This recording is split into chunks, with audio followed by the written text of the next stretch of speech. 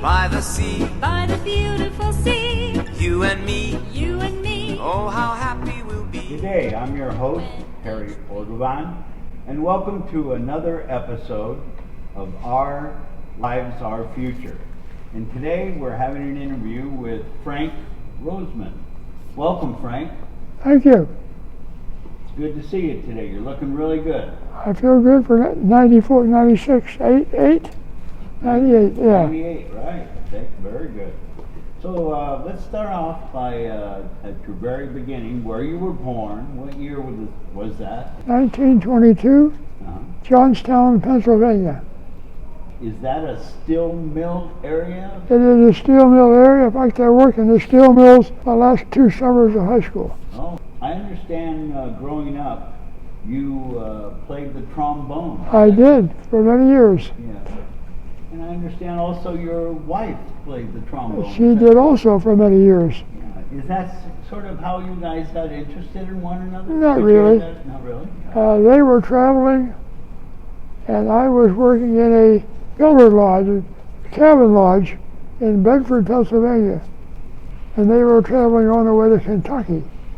And I met her and her sister and her parents there. And we kept in touch over the many years, and until 75 years later, we're still married. Okay. You kept in touch in 1939 and 1941, and then you wrote letters to each other for many years, for 3 years. That's right. Yeah. And then when you were home on leave in 1945, what happened? That's when we got married. That's when you got married. And 3 years prior to that, I was in the South Pacific. These guys complained about going out for 90 days. I was there for 365 days 3 times. So tell me about that. You were you enlisted in the United States Marine Corps in 1942. Right. And you served both in World War II and the Korean conflict. Yes. So tell me about that a little bit. What did you do as a Marine, and where did you see action? Well, in 1940, late 42, I went to the South Pacific. And I spent some time on Guadalcanal, some time on New George Island, and some time in a southern rest area, which is New Caledonia. And in the Korean conflict, my wife hates this. When I retired from my first 4-year tour, they asked did I want to join the active Marines or the inactive Marines. So I took the inactive Marines, so you never get called back to war. Well, Harry Truman, a dirty guy, he called the inactive Marines back first. So I ended up in Camp Lejeune, North Carolina, for just over 15 months. And they decided they didn't need us back in Korea, so they sent us home. Frank, before you ever came to Chula Vista, you had jobs back in, I guess, the East Coast. You worked for Firestone Tire and Rubber Company. You also worked for Fairchild Guided Missile Division. And you also worked for Grumman Aircraft Engineering Corporation. That's true. All of that is true. What did you do for these different corporations? Well, the Fairchild Missile Division, we were working on missiles, of course. The company went broke. But that's when I went to Grumman. Worked for Grumman for, I guess, 4 or 5 years, and decided that wasn't the place I wanted to be. And at that time, somebody from Chula Vista came interviewing for jobs at Rohr. And I went and visited with a guy, and he gave me a pretty good deal, putting in the tool design department and paying for my way to fly out here, visit and find out what Chula Vista was all about. And I liked it, so I went home, got my wife and 2 children, and we moved to Chula Vista. So you had been to the San Diego area before, back in 1942 and 1946. Yeah. You were serving with the Marines. Kind of passing through. We were leaving the walking 45 on a ship to go to the island of Honshu in Japan. And we pulled out of the harbor with a big announcement on the bullhorn, "The war has ended, the war has ended." But they didn't turn back. They just kept on going. Took me to Pearl Harbor. Spent 7 months in Pearl Harbor, throwing out the things that were no longer useful, loading them on Amtrak, taking the Amtrak off the seaways, and sinking them. So all that old stuff is down at the bottom of the ocean. Oh, okay. When you came to Chula Vista, that was July 7th, 1957. Yeah, And the next day you reported for work at Rohr Aircraft Corporation, is that correct? that's right. And you were a tool designer? Yes, Did you ever make tools that you personally sort of invented for them in a sense? a couple of times. That's one of the reasons I left Grumman. I wasn't getting credit for some of the activities I did designing tools that saved the company money. And so when you first came to Chula Vista, the place you intended to rent wasn't available, and you ended up staying in a motel for a little while. That's right. Rancho Rigo Motel down to the south. Was that Broadway and Moss? Yes, that's about right. And then you ended up with your rental you could move into, and you lived there for 18 months in Bonita. Right. And you have 2 children, is that correct? That's correct. That's Anne Margaret and Todd Jonathan. Todd has passed away. Okay, so you ended up moving to H Street off Chula Vista. Right. And that was way before H Street went through all the way out to Otay Lake. That's correct. Ended at Hilltop. Okay, it ended it. So once that started going through, the traffic got a lot more heavy. Did you decide that wasn't for you at that particular Right. place? And you moved over to where you now live. So tell me what it was like when you were living on H Street. Was it real busy for you there?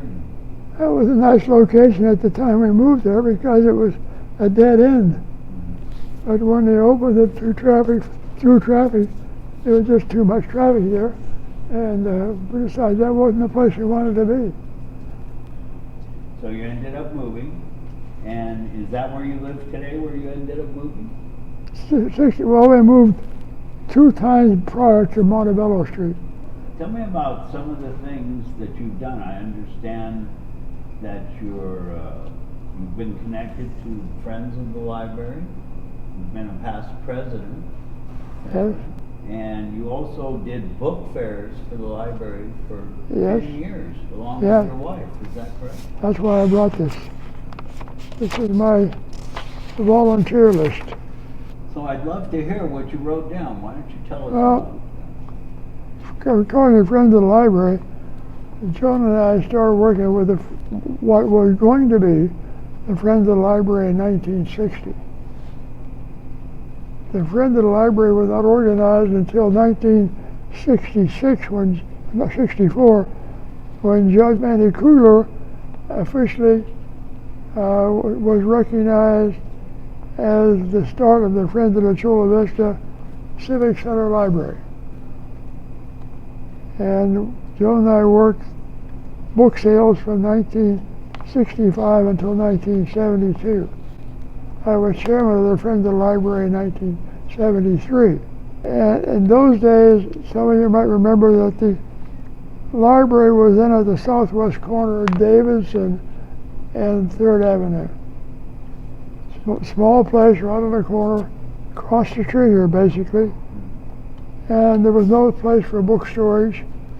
So we talked the post office into letting us use the building that was, I guess, at the end of that complex across the street that they had moved out of to start a new library building.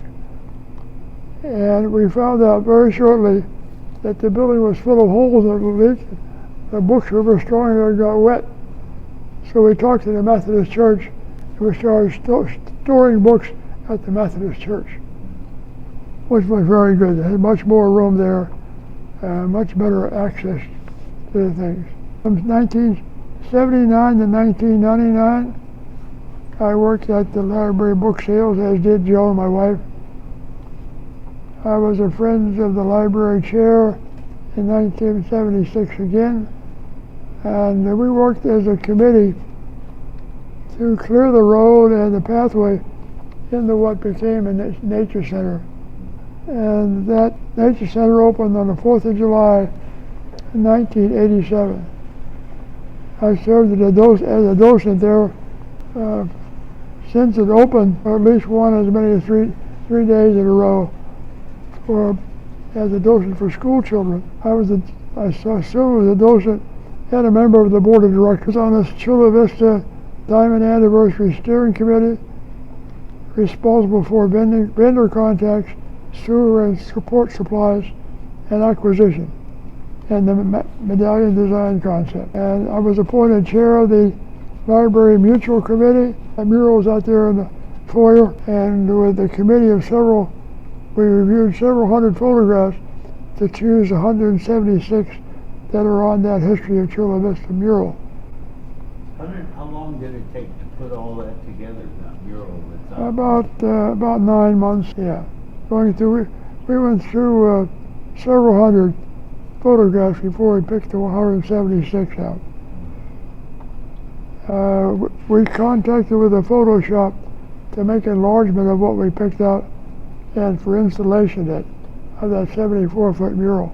The library staff called me a legend for the many activities I was concerned with the library. Our mural was completed and dedicated in 1990. I began a Heritage Museum at the request of Library Director Rosemary Lane, working with Maureen Rohr as a library staff person. I made the building layouts to the best utilize limited space and found display boards and cabinets to satisfy our requirements. With the library staff, furniture was purchased that would fit the heritage image. I received civic recognition, the Civic Recognition Award in 1991. Opened the museum as manager, serving that capacity until 1994. Acted as a project advisor to establish a museum in the 1920s in Secretary. In Secretary was a building that was used by, I think, the county at that time to store grain and things that were used in the Staff Bay for activities. So you and John Rojas actually started the That's right. Chula Vista Heritage Museum. No, John was not involved in that. Oh, John was. We used John's collection to start the library, but John was retired by that time. He was older than I am now. The Walk of History was dedicated to the City of Chula Vista, January 12, 2001, and I received the Historical Preservation of the Year Award with Peter Waterfoot doing that Walk of History. You were a Grand Marshal in the year 2000 of the 38th Annual Starlight Parade. That's correct. Yeah. What was that like for you? It was great. Yeah. It was great. My wife and one of my grandsons, great-grandsons, rode with us in a convertible down 3rd Avenue. It was very nice. I received honorary lifetime family membership to Chula Vista Heritage Museum and a friend of the Chula Vista Library. I retired as a museum manager in 2003. Our collection through personal contact, special events, and purchase of photographs and artifacts has grown at least 400% by that time. The Library Board of Trustees dedicated the main portion of the museum as the Roseman Gallery. It's pretty neat, Frank, that you were actually dedicated in name to have a section of the Chula Vista Heritage Museum in your honor. That's right. Yeah. That's right. Frank Roseman Gallery. This other stuff here is not at the library, other things I was involved in as a volunteer. You were also involved in the Tall Ship Society of San Diego County. How'd you know that was next? Tall Ship that sat down by the Star of India, and I can't think of her name right now. But we got involved with that and brought it out to Chula Vista for have it open on Harbor Day, Chula Vista Harbor Day. Was it the Californian or the building Yeah, front? the Californian. Yeah. That was it. So tell me what else you've done, Frank. I worked on the Friends of the Library book staff in 2005. I received the U.S. President's Volunteer Service Award in 2006 and received a thank you letter from President Bush on receiving the President's Call to Service Award. Peter Watry and I authored 2 books on the history of Chula Vista. We acquired a drop hammer from Rohr for display outside the Heritage Museum. The drop hammer was the main instrument that brought Rohr to Chula Vista. It was designed by Pappy Rohr. I received a special commendation from the County of San Diego for 8 volunteer services. On October 18, 2002 was named Frank Roseman's Day throughout San Diego County at the Chula Vista Heritage Nature Center. In 2012, I received a special commendation from the 1st Supervisory District. In June 16, 2012 was proclaimed as Frank Roseman's Day.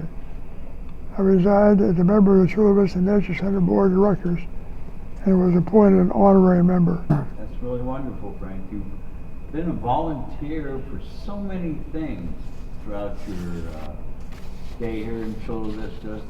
Can you tell me how important it is to be a volunteer today? Very important. I think more so today. Well, I don't know. Today's the strange days. But prior to this pandemic, it's very important that the library have volunteer support. They don't have so much money to hire people to do the little things that need to be done, and that's where the volunteers come in.